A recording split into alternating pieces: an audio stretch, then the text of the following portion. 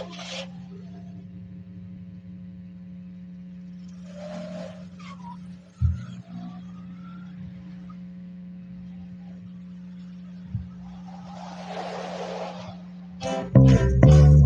araw, nagmamaneho sa bangin.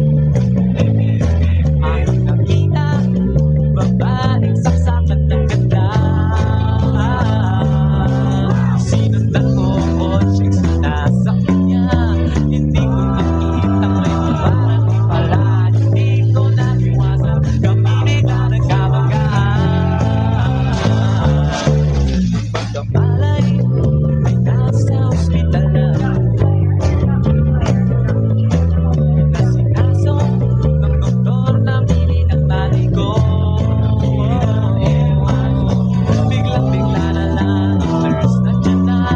At para